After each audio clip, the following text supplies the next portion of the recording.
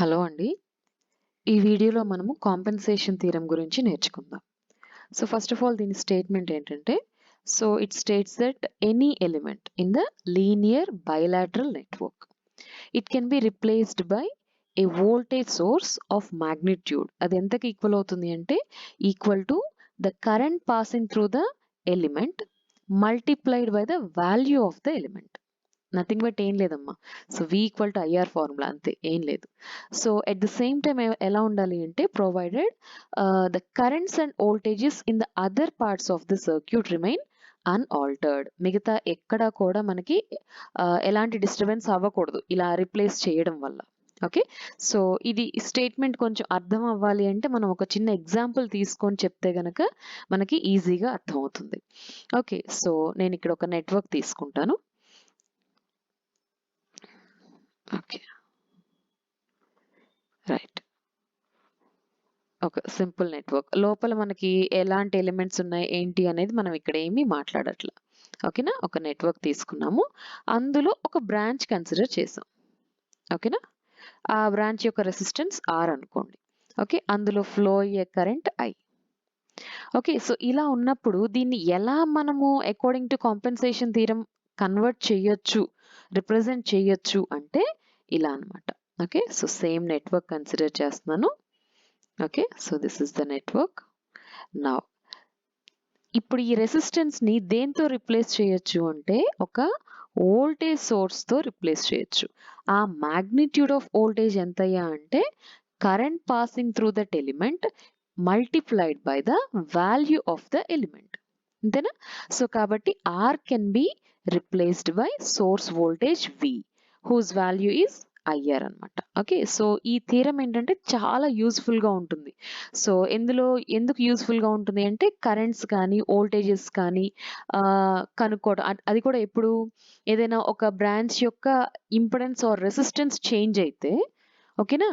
So యాక్చువల్గా మనకి ఏదైనా బ్రాంచ్ లో నేను రెసిస్టెన్స్ గురించి మాట్లాడుతున్నా ఈజీగా ఉండడం కోసం. రెసిస్టెన్స్ చేంజ్ అయింది అనుకోండి, మిగతా అన్ని బ్రాంచెస్ లో కూడా మనకి కరెంట్ ఫ్లో కానీ వోల్టేజ్ డ్రాప్స్ కానీ పవర్ డిసిపేషన్స్ కానీ అన్ని మారిపోతాయి కదా.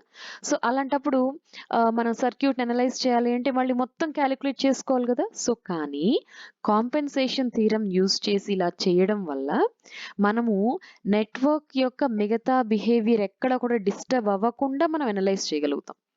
ఓకేనా, సో అది ఈ కాంపెన్సేషన్ థియరం యొక్క ఈజ్ అన్నమాట. ఓకే, సో దీన్ని ఎలా ఎక్స్ప్లెయిన్ చేయాలి అంటే లైక్ ఇప్పుడు ఇలా తీసుకున్నాం కదా. సో నేను ఇంకొక ఎగ్జాంపుల్, ఒక న్యూమరికల్ ప్రాబ్లం తీసుకొని చెప్తాను. ఓకే, సో డీటెయిల్డ్ గా చెప్తా. ఓకే, సో ఒక ఎగ్జాంపుల్ తీసుకుందాం ఇక్కడ. So +2 - 10 volts. నా ఇక్కడ ఒక 4 ohm రెసిస్టర్, నెక్స్ట్ ఇక్కడ ఒక 6 ohm రెసిస్టర్, నెక్స్ట్ ఇక్కడ 3 ohm resistor.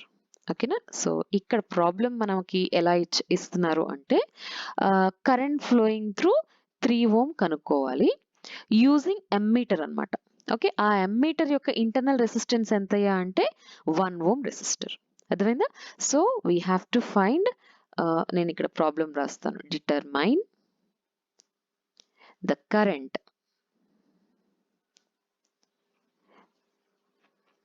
Flowing in the ammeter. నేను ఇక్కడ ఇంతకు ముందు flowing in the 3 ohm resistor అన్నాను కదా. సో అది ఒకటి కరెక్షన్ చేసుకోండి. సో నేను ఇక్కడ 3 ohm లో కరెంట్ కాదు, 3 ohm లో ఎంత కరెంట్ ఫ్లో అవుతుంది అని ఒక ఎమ్మీటర్ ని యూజ్ చేసి కనుక్కోవాలి అనుకుంటున్నా. ఓకే, అంటే నేను ఎమ్మీటర్ యొక్క రీడింగ్ ని కనుక్కోవాలి అనుకుంటున్నా. Okay, so determine the current flowing in the ఎమ్మీటర్.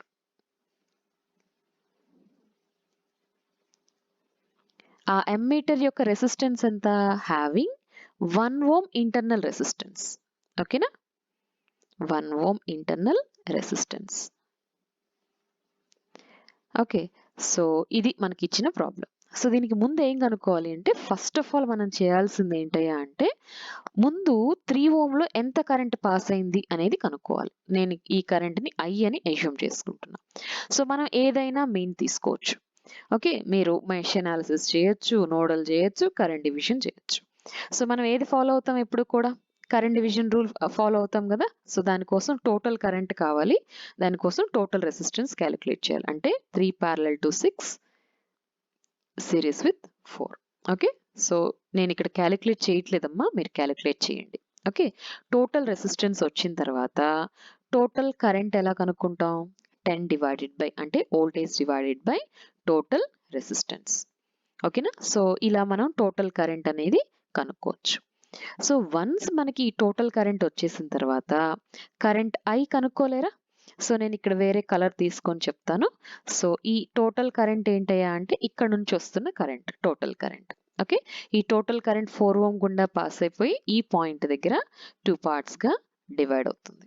Okay, so ఈ డైరెక్షన్ లో ఫ్లో అయ్యే కరెంటే మనకి ఏంటది? కరెంట్ ఐ అన్నమాట. ఓకేనా, సో ఆ కరెంట్ ఐని మనం కరెంట్ డివిజన్ రూల్ యూస్ చేసి కనుక్కుంటున్నాం.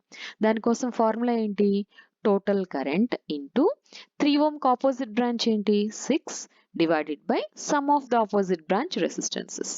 ఓకేనా, సో ఇది మనం సాల్వ్ చేస్తే ఓకే ఆన్సర్ ఎంత వస్తుంది అంటే 1.11 ఆంపియర్ వస్తుంది. మీరు వెరిఫై చేసి చూడండి. ఓకే, సో ఇంత కరెంట్ వస్తుంది. నెక్స్ట్ ఇది ఫస్ట్ స్టెప్, ఎక్కడ కూడా మనం అమ్మీటర్ వాడాల. ఓకేనా, జస్ట్ నార్మల్గా ఆన్ పేపర్ ఎలా చేస్తామో అలా చేసాం. సెకండ్ స్టెప్ ఏంటి అంటే ఎమ్మీటర్ని, ఇక్కడ నేనేం ఎమ్మీటర్ డ్రా చేయట్లా, కానీ నేనేం డ్రా చేయబోతున్నాను అంటే ఎమ్మీటర్లో ఉండే ఇంటర్నల్ రెసిస్టెన్స్ ఎంత ఉంది? అది 1 ohm ఉంది కదా. సో ఆ 1 ohm రెసిస్టెన్స్ని కన్సిడర్ చేస్తున్నాను. ఓకే, ఇలా ఇది ఒక 10 volt సోర్స్, ఇది 4 ohm. నెక్స్ట్ ఎక్కడ పెట్టాలా 1 ohm రెసిస్టర్ని? 3 ohm లో కరెంట్ ఎంత పాస్ అవుతుందో కనుక్కుంటున్నారు కాబట్టి ఆబ్వియస్లీ మీరు అమ్మీటర్ ఎక్కడ పెడతారు? 3 ohm బ్రాంచ్లోనే పెడతారు. ఓకే, సో ఆ అమ్మీటర్ యొక్క ఇంటర్నల్ రెసిస్టెన్స్ని నేను ఇక్కడ డ్రా చేశాను. ఓకే, ఇది అమ్మీటర్ యొక్క ఇంటర్నల్ రెసిస్టెన్స్. సో దీన్ని నేను డెల్టా ఆర్ అని అనుకోవచ్చు, స్మాల్ వాల్యూ అన్నమాట. ఓకే, సో ఎప్పుడైతే ఇలా మనకి ఒరిజినల్ నెట్వర్క్లో ఒక అమ్మీటర్ను ఏదో ఒకటి పెట్టడం వల్ల మనకి ఆ బ్రాంచ్ యొక్క రెసిస్టెన్స్ అనేది ఏమవుతుంది? ఎఫెక్ట్ అవుతుంది. దానివల్ల మనకి ఎగ్జాక్ట్గా రీడింగ్స్ రాకుండా, మీరు ల్యాబ్లో అబ్జర్వ్ చేసే ఉంటారు, థియరిటికల్ వాల్యూస్ డిఫరెంట్గా ఉంటాయి, ప్రాక్టికల్ వాల్యూస్ డిఫరెంట్గా ఉంటాయి. అర్థమైందా? సో ఇలా ఎందుకు అలా ఉంటున్నాయి అంటే మనకి మీటర్స్లో కొంత ఇంటర్నల్గా రెసిస్టెన్స్ ఉంటుంది. దానివల్ల మనకి ప్రాక్టికల్గా సేమ్ పేపర్ మీద చేస్తే ఏవైతే ఆన్సర్స్ వచ్చాయో అవి రావు అనమాట. ఓకేనా, సో ఆ పాయింట్ మనం తర్వాత మాట్లాడుకుందాం. సో ఇప్పుడు డెల్టా ఆర్ కదా. సో ఇప్పుడు ఏం చేయాలి అంటే ఇక్కడ ఇంతకుముందు ఒరిజినల్గా ఎంత కరెంట్ పాస్ అవుతుంది? కరెంట్ ఐ పాస్ అవుతుంది కదా. సో ఈ కరెంట్ ఐ వల్ల డెల్టా ఆర్కి అక్రాస్గా అంటే 1 ohmకి అక్రాస్గా వోల్టేజ్ డ్రాప్ ఎంత అయింది అనేది క్యాలిక్యులేట్ చేయాలి. దాన్ని డెల్టా వి అని తీసుకోండి. డెల్టా వి అంటే ఏంటది? Voltage across 1 ohm resistor because of current I అన్నమాట. కాబట్టి రెసిస్టెన్స్ ఎంత? 1 ohm ఇంటూ కరెంట్ ఎంత? ఐ. ఓకేనా, సో 1 ఇంటూ ఐ వాల్యూ ఎంత? 1.11. సో అంటే 1.11 వోల్ట్ అన్నమాట డెల్టా వి అనేది. అంటే 1 ohmకి బదులుగా మనం ఏం రాసుకోవచ్చు? 1.11 వోల్ట్తో రిప్లేస్ చేసుకోవచ్చు. అర్థమైందా?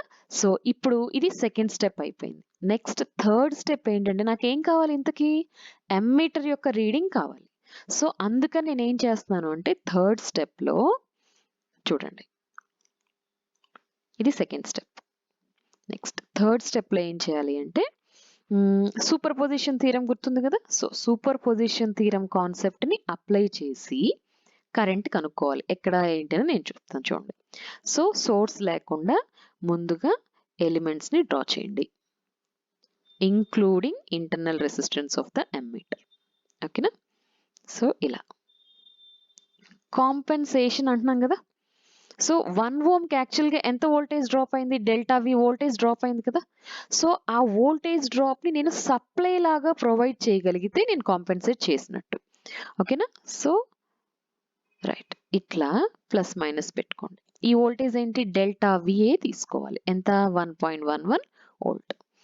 సో ఈ ఒక్క వోల్టేజ్ సోర్స్ వల్ల మాత్రమే, ఇక్కడ వోల్టేజ్ సోర్స్ తీసేసాం కదా 10 volt సోర్స్, కాబట్టి షార్ట్ సర్క్యూట్తో రిప్లేస్ చేస్తాం.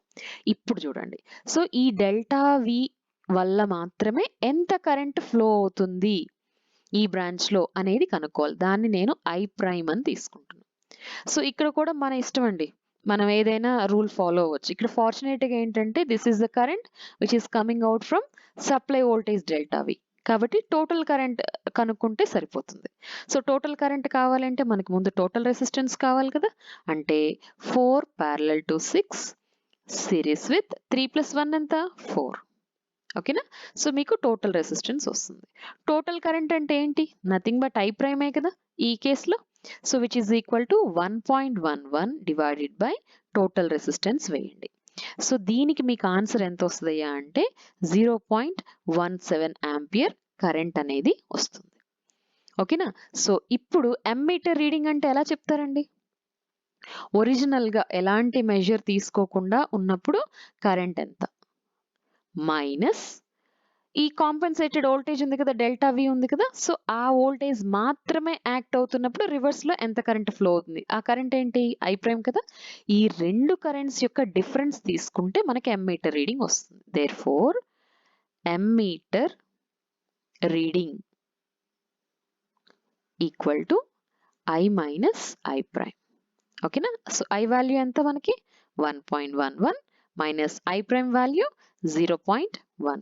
సో దీనికి ఆన్సర్ ఎంత వస్తుంది? 0.94 ఆంపియర్ అనేది వస్తుంది.